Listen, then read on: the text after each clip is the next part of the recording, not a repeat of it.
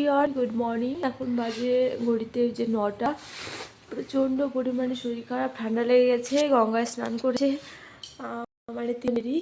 তো যাই হোক, ঘুম থেকে অনেকটা দেরি করে উঠেছি। তারপরে ওই যে বালিশ লেপ সবগুলো রোদে দিলাম। বেডশিটটা আজকে চেঞ্জ করবো। ওই সমস্ত কিছু কভার টভার খুলে রেখেছি। তার আগে ভালো করে খাটটাকে মুছে নেব। মুছে বেডশিটটা পাল্টাবো। প্রচণ্ড শরীর খারাপ, একদম কাজ করতে করছে না। তো চলো কাজগুলো শুরু করি। তো আজকের দিনটা হচ্ছে শুক্রবার, আর এত পরিমাণে ঠান্ডাটা লেগেছে কি আর বলবো। তোমরা তো গলাটা শুনে বুঝতেই পারছো। তো রাত্রি থেকে হঠাৎ মানে ঠান্ডাটা লেগেছে। আজকে শুক্রবার, আর হচ্ছে তোমার বুধবারে গঙ্গায় স্নান করেছি। মাঝে ভালোই ছিলাম 2 দিন, কিন্তু কালকে রাত্রিতেই ঠান্ডাটা আরও বেশি লেগেছে। কোনো কাজকর্ম করতে একদমই ইচ্ছে করছে না, রান্নাবান্না তো পরের কথা।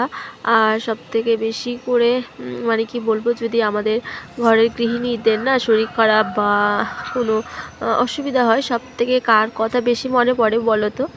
আমার তো সবথেকে বেশি আমার মায়ের কথাই মনে পড়ে। কারণ সেই যে বিয়ের আগের দিনগুলোর কথা মনে পড়ে যায়। একজন গৃহিণী একটা সংসারে না সকলের খেয়াল রাখতে পারে, কিন্তু সকলে মিলে একজন গৃহিণীর খেয়াল রাখতে পারে না। এটাই হচ্ছে আমাদের সামাজিক মানে কি বলবো নীতি। একজন গৃহিণী বা ঘরের বউরা যদি সকলের খেয়াল না রাখে, তাহলে তাকে যে কত রকমের কথা শুনতে হয় সেটা একমাত্র বাড়ির বউরাই জানে। কিন্তু তাদের যখন শরীর খারাপ হয় বা মন খারাপ থাকে বা কোনো কিছু একটা হয়, তখন দেখবে তার খেয়াল রাখার মতো একজন কেউ তুমি খুঁজে পাবে না। তো যাই হোক, এই যে আমার মেয়েকে দেখতে পাচ্ছ, ও সকাল থেকে দেখতে পাচ্ছে যে মায়ের খুব অসুবিধা হচ্ছে। তাই ও বলছে, দাও মা, আজকে আমি তোমাকে সব কাজ করে দিচ্ছি। তাই ও আমাকে হাতে হাতে দেখো হেল্প করছে। ও কি পারে বলো? তবুও কিন্তু ও চেষ্টা করছে। একজন মায়ের কষ্টটা একমাত্র মেয়েই বোঝে, বা মেয়ের কষ্টটা একমাত্র মাই বোঝে। তাছাড়া আদার্স কাউকে বোঝানো বা কারোর পক্ষে বোঝার কিন্তু সম্ভব নয়। তো যাই হোক, এদিকে দেখো, এই যে মামাম আয়নাটা মুছতে যাচ্ছে, আমি খাট মুছছি তাই ও মুছতে যাচ্ছে। মানে যে সমস্ত কাজগুলো আমি করছি সেগুলো ও করতে যাচ্ছে। তো এটা আমার বেশ ভালো লাগলো যে আস্তে আস্তে ও যখন বড় হবে, তখন হয়তো খেয়াল রাখার মতো একজন হলেও হয়তো থাকবে। তো এটাই। আর সবথেকে বেশি যেটা মিস করি সেটা হচ্ছে মায়ের খেয়াল, মায়ের যত্ন, মানে মায়ের ভালোবাসা। মাকে ভীষণভাবে মিস করি। তো কী আর করবো, এখন নিজেও তো একজন মা হয়েছি, তো সেই কারণে বুঝতে পারি সবটাই। তো যাই হোক, কিন্তু তোমাদের দাদাভাই কিন্তু সেই দিক দিয়ে ভীষণ খেয়াল রাখে আমার। কিন্তু ও তো সবসময় বাড়িতে থাকতে পায় না যে সারাটা দিন খেয়াল রাখবে বা কোনো কিছু করে দেবে। তো এদিকে শরীর খারাপ নিয়ে সমস্ত কাজগুলো টুকটুক করে করছি। অনেকটাই বেলা হয়ে যাচ্ছে জানো তো।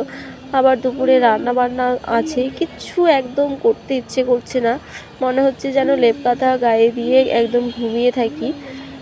তো যাই হোক, ওষুধ আনতে যেতে হবে। ওষুধ না খেলে আর উঠতে পারবো না, এরকমটাই অবস্থা। তো বাসি ঘরদোর ভালো করে ঝেড়ে মুছে একেবারে নিলাম। আবার তোমার নোংরাটাও থাকতে পারি না, যে শরীর খারাপ পারছি না, থাক আজকের দিনটা, সেটাও থাকতে পারি না। তো সেই কারণে সমস্ত কাজই করে নিয়েছি। তারপরে একটু দোকানেও গিয়েছিলাম। তো দোকান থেকে 2টো ডিম নিয়ে আসলাম, আর কিছু টুকিটাকি মুদি বাজার নিয়ে এসেছি। তো ডিম 2টো সেদ্ধ করে খেয়ে তারপরে স্নান করব, পুজো দেব। হয়ে গেছে। আর তারপরে হচ্ছে রান্না বসিয়ে দিয়েছি। এদিকে দেখো, এদিকে স্নান পুজো কমপ্লিট করে আবার একটুখানি বাজারেও গিয়েছিলাম। মানে কোনো কিছু খেতে ইচ্ছে করছে না জানো তো, জ্বরের মুখ, তো মনে হচ্ছে টক ঝাল কিছু একটা খাই। তো সেই কারণে চিকেনটাই আনতে গেছিলাম।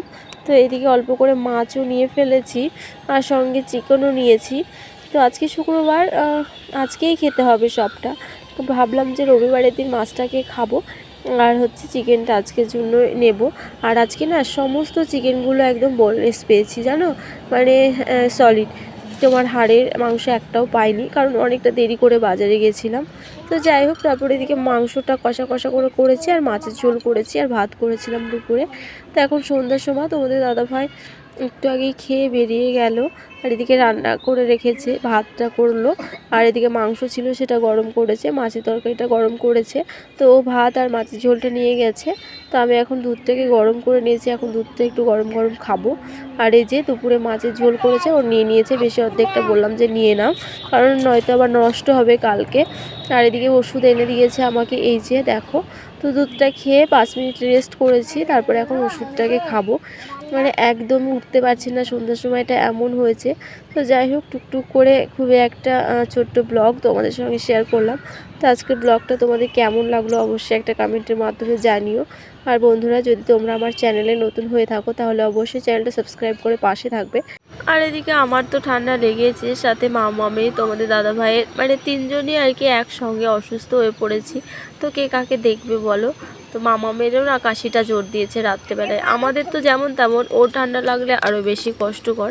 তো যাই হোক, এদিকে আগে ওষুধটা খাই, নিজেকে আগে সুস্থ করি, তারপরে সবাইকে সুস্থ করতে পারবো। আর নিজেই যদি বিছানায় পড়ে থাকি তাহলে কাকে দেখবো বলো।